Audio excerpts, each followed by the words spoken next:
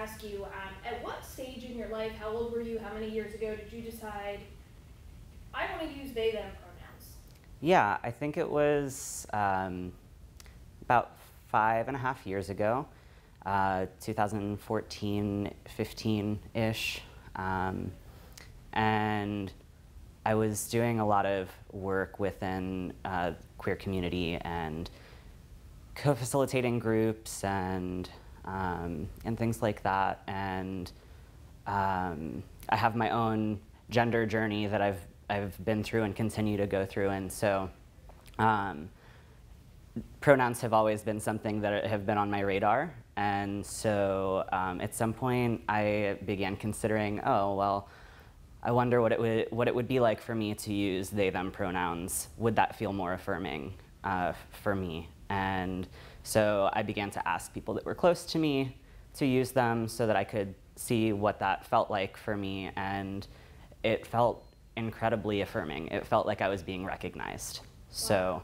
So it wasn't like one single thing, or was it kind of, what led up to it? Why did you decide? I think exposure and representation. I think that being around people that I felt safe around to have the opportunity to make that request was kind of what initiated it.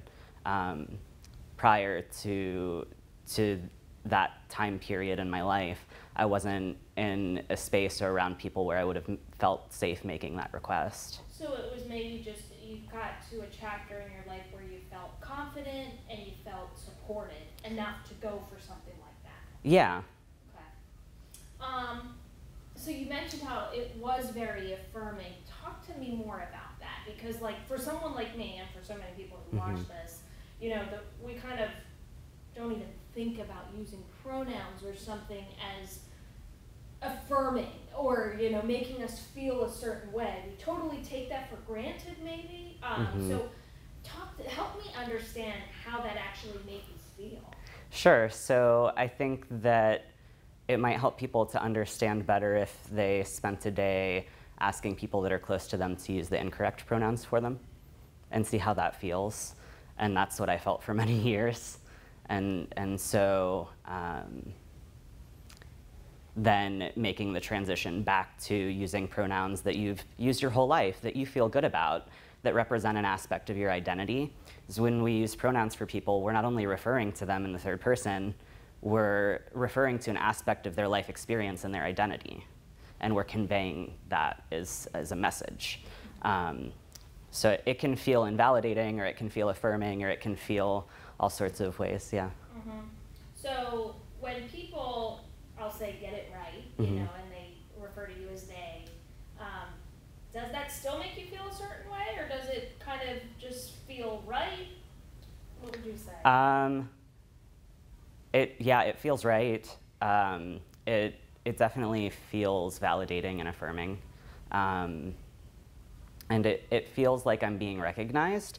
There's also an aspect of when a group of people has experienced depression, part of taking back your power and feeling empowered is being able to name yourself and not go by what the majority has called you. And so for me, it's also like it's an empowering experience to have that mutual respect between me and another person, and for them to recognize me as who I am. Yeah. Perfect. So kind of before I move on, this is kind of the last question I have in that same vein. So help people understand that, because some people who watch this might think, well, gender's twofold here. It's black and white, it's male or female. So do it as best you can explain to me that, gender, there's, you tell me, is it a spectrum? Is it complex? How would you kind of describe that when someone says, like, okay, if you don't want to go by he, then go by she? Sure. So neither of those feel accurate to me. Neither of them describe my life experience. Sure, there have been times in my life when she or he felt appropriate, and then it changed. I think that there's an assumption that not only is gender binary, but there's also an assumption that gender is static, that it doesn't change throughout someone's life. And for me, that has not been true. And for many people, that's not true. And I think when it comes to thinking about things in binaries, it's really easy for people to learn and grow when it comes to this, and it's much harder for people to resist, right? So I would ask people to consider that when you put up a wall and you resist change or you resist new ideas, you're not only resisting the new ideas, but people's experiences. And so to move with it, I don't know if you're familiar at all with Aikido. It's a martial art.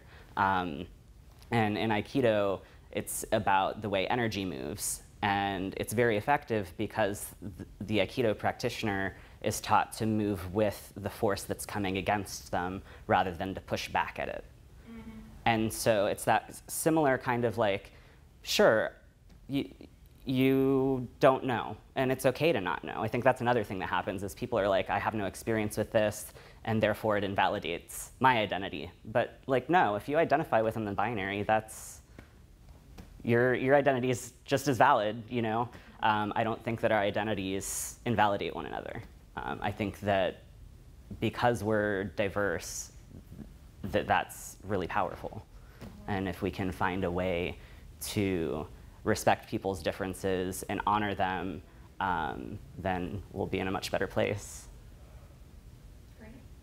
Okay, let's see, what else do I want to ask you? Tell me, I'm sure, you know, if you go back like 6 years or whatever you said there, 5, 6 years, when you first kind of started this gender journey a little bit with the pronouns, I'm sure you faced challenges, and I'm sure you still face challenges today. What are just like maybe 1 or 2 or something that really sticks out as being like a really big challenge for you or for the people close to you? What do you think?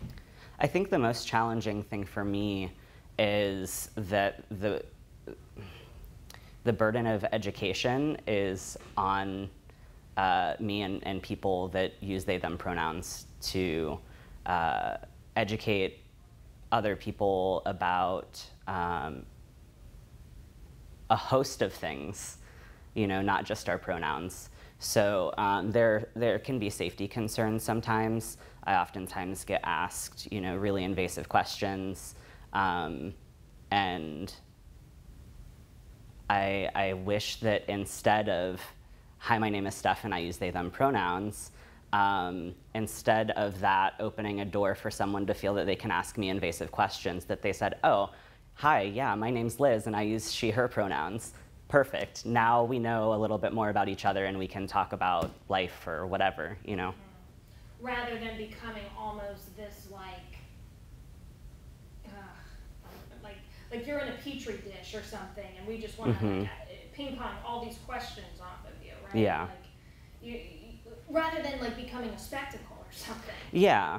Yeah, it's like, that is not the only part of my identity. It's just something that in order to communicate effectively, I feel you should know. And then let's move on.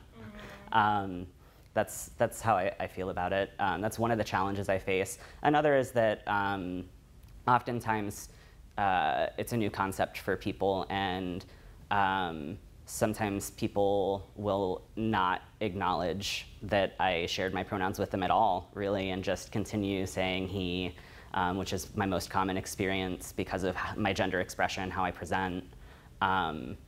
And oftentimes that feels like, oh, but I made myself vulnerable and shared something with you, and you're not meeting me there. You just disregarded it. Yeah. And maybe that is a lack of education, you know? Who knows in that moment, and maybe that person just is like, wait, what does that mean? I don't know what that means, and I don't know. Totally. Yeah. And I think that that's part of the reason that normalizing sharing pronouns when you introduce yourself is so important. So how often would you say that you are, what would I call it, misidentified or misgendered? Yeah, either is fine. How often does that happen for you? Hundreds of times a day, yeah. You know, when it's a chance encounter, someone I may never see again, that's one thing. I'm not gonna feel any certain kind of way about that. I understand that people see me and they make assumptions. And however, when it's someone that I have shared my pronouns with, I don't correct people. I'll put it this way. I don't correct people because once I've shared my pronouns, I feel like it's their responsibility to incorporate that. And until they've done their work around deconstructing gender and pronouns and really understanding what that means, then my attempts to correct them are futile. It's just going to keep happening, and I don't want to invest my my upset, you know. Yeah, you kind of don't want to put your emotions into someone like they already know. I hope you'll try, and that's all you can really do. Yeah. Or that's all that's how you choose to handle it. Yeah, that's how I choose to handle it. I know that there have been times in my life where that was different, where I felt very strongly about what pronouns people used for me. And I know many people who feel very strongly about what pronouns are used for them, and I feel like you know, everyone should do their best to use people's pronouns. My approach is slightly different because I'm in a bit of a different position. So have you encountered people who really do try and still maybe say he or his? Oh, yeah. And how does that go? Like, if you could, you know, here I am, we kind of just met. Yeah. You know, if I was to slip up or say something that I know, you know, is not what you prefer, and then I said, oh, shoot, I didn't, you know, what should we do in these scenarios? Because this is kind of new for us. Yeah, so I would say do your best. When you realize that you've messed up, correct yourself. And I think sometimes people start to feel guilty or ashamed that they've made a mistake, and that's not helpful. It doesn't help you learn.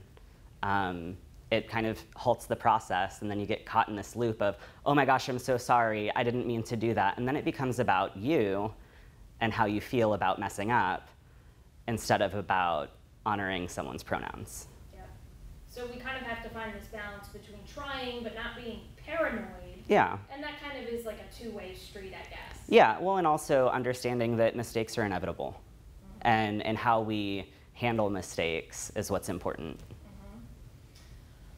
Okay, so I think we covered pretty much a lot of it. What did I forget? Let me think about what I sent you yesterday.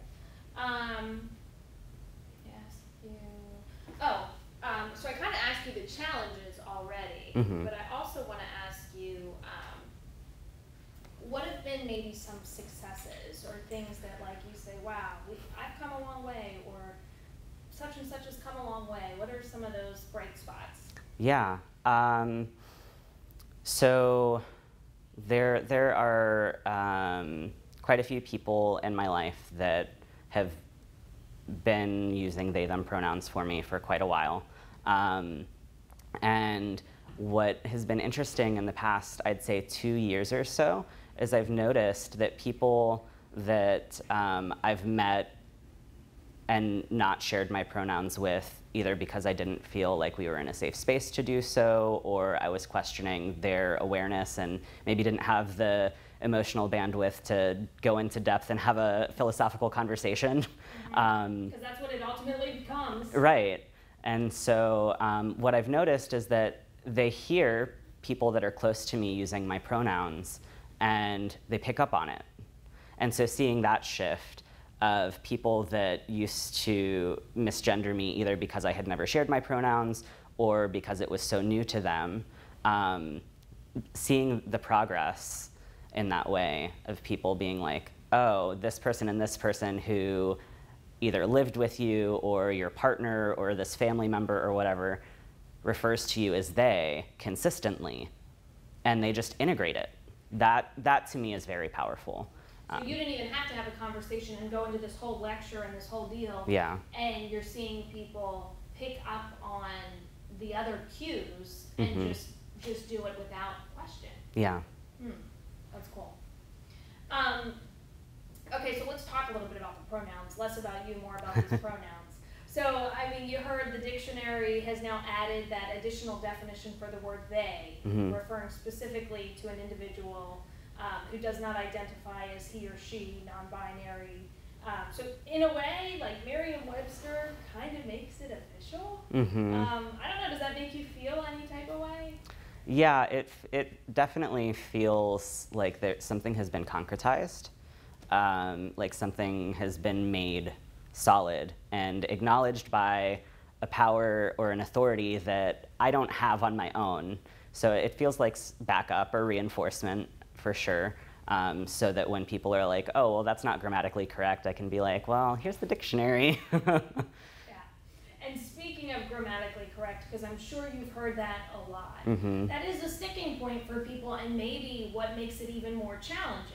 Because we've got to shift a little bit the way not only maybe our minds think socially, but for some people it's also, well, now I've got to shift the way my mind thinks grammatically. And a lot of people do, you know, say, hey, I just can't do this. This is too compromising for my grammatical self.